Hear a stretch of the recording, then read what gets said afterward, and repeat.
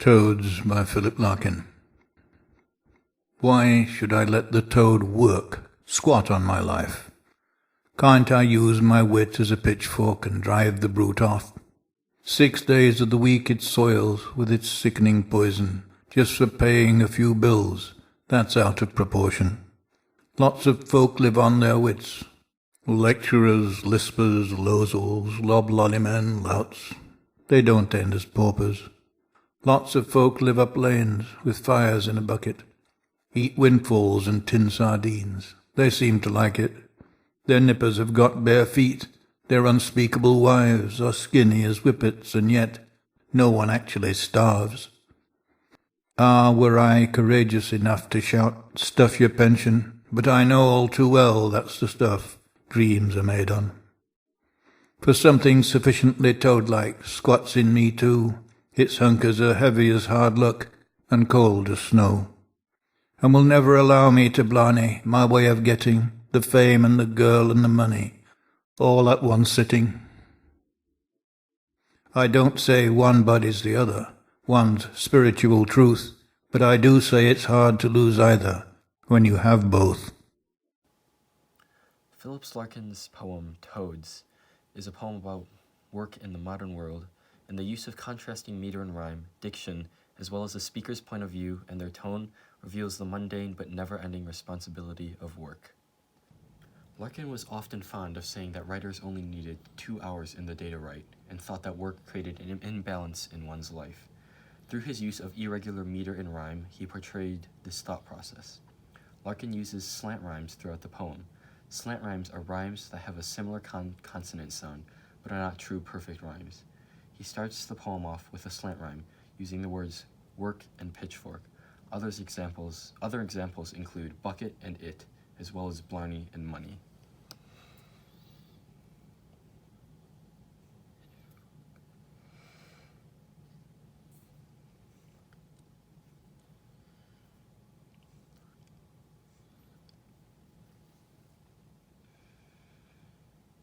The use of almost but not quite perfect rhymes helps portray Larkin's thought of work creating an imbalance in one's life.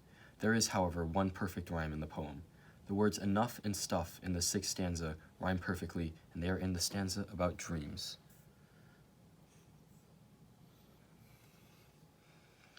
Larkin's thought of life being imperfect was balanced by his thought of dreams being the ideal world.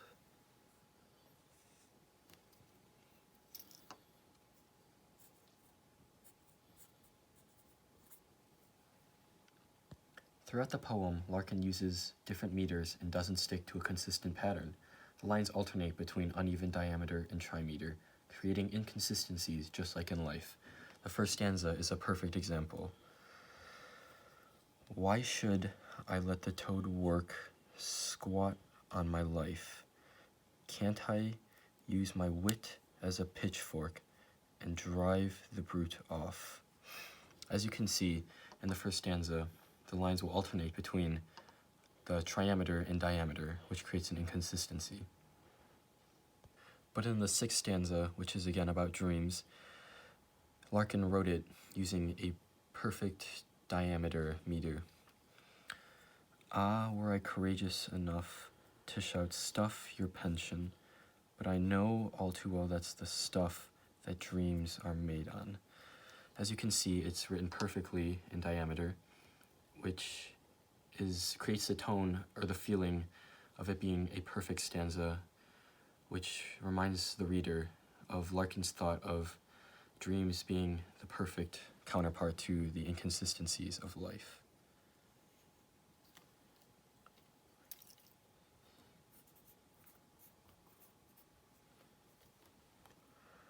Larkin's use of diction also helps the reader feel the mundane responsibility of work. At the beginning of the poem, Larkin pushes the metaphor of toads equating work on the reader. This metaphor reminds the reader of how society views toads as both ugly and repulsive. Through equating toads to work, Larkin might be trying to convey that work carries the same unattractive qualities that toads do. Or Larkin might be trying to get the reader to remember the fairy tale versions of toads, where they seem ugly on the outside, but once they are examined closely, the true beauty comes out. The use of the word squat in the second line of the poem also helps readers imagine toads and the specific qualities that Larkin may be trying to display. In the 5th stanza, Larkin uses a simile to help readers create images in their mind. The line, "Skinny as whippets," calls to mind the breed of dogs specifically bred to race, causing these dogs to be extremely skinny. The 7th stanza also uses similes to create images. The lines, "Hunkers," which are the bottom parts or the back parts of the toads, "are heavy as hard luck and cold as snow," also helps the reader imagine that a toad is also squatting on them as well. The 3rd stanza is a list of people that Larkin claims can avoid work or live on their wits.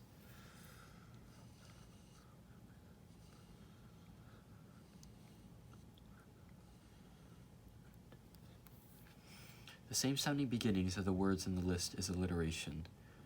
Through this alliteration, Larkin creates a sort of droning effect, helping the reader feel as if the list of people who can avoid work drags on, much like the modern workday.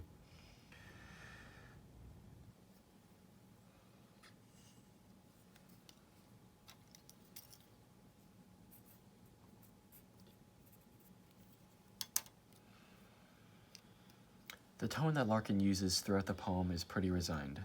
Through the use of the list, Larkin also portrays the tone well. Lispers were people who had speech impediments and were most likely not able to get jobs during the time period that the poem was written.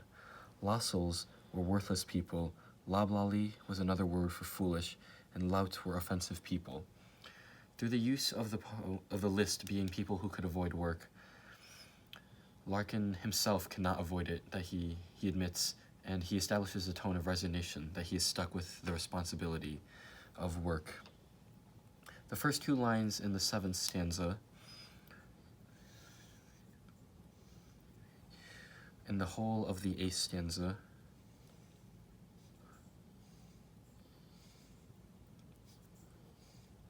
also help to establish the tone as well. Larkin admits that something toad-like squats in him too and prevents him from getting the girl, the money, and the fame without effort.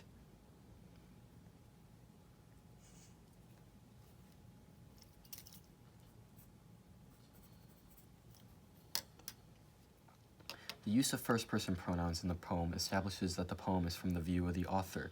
The poem sounds like the thoughts of the author wishing and reasoning in their own head.